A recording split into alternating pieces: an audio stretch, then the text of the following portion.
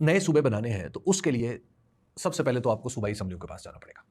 लेकिन इसके लिए एक वाया बठिंडा रास्ता सोचा जा रहा है। वो ये है कि 27वीं तरमीम का में एक एक एक शिक की तब्दीली, एक आर्टिकल में तब्दीली की जाए 27वीं तरमीम के जरिए। अच्छा। एनएफसी के साथ साथ वो एक खास आर्टिकल है, वो आर्टिकल है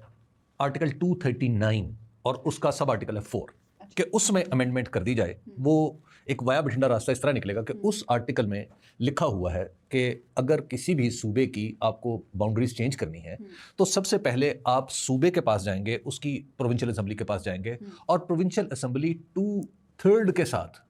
2/3 के साथ अप्रूव करेगी कि हाँ ये बाउंड्री बना दी जाए। और फिर उसके बाद विफाकी जो असेंबली है वो उसको उस पर काम करेगी और फिर वो कॉन्स्टिट्यूशन के जो दीगर आर्टिकल्स हैं सूबों से रिलेटेड उनके अंदर भी तब्दीली आएगी। तो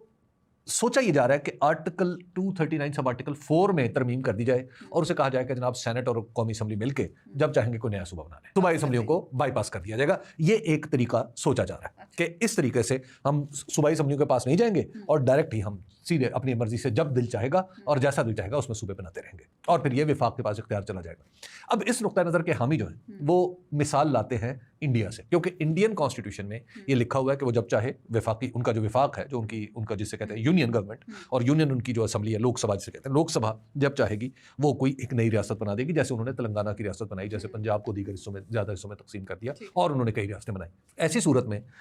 अगर पाकिस्तान में ये हो जाता है तो फिर सूबों का तो सिलसिला चल पड़ेगा, फिर दिल करेगा हर किसी का कि जनाब मैं भी एक सूबा बना दूं, मैं ये वाला सूबा बना लूं, मैं वो वाला सूबा बना लूं। लेकिन उसमें जो नहीं सोचा जा रहा वो ये है, और माफ़ कीजिएगा आगे बढ़ने से पहले, कि जब इतने सूबे बन जाएंगे तो विफाक जो है वो अमली तौर पर सबसे तगड़ा हो जाएगा और विफाक जैसे चाहेगा सूबों को डिक्टेट करवाएगा और उसके बाद अमली तौर पर पाकिस्तान में एक यूनिटरी सिस्टम आ जाएगा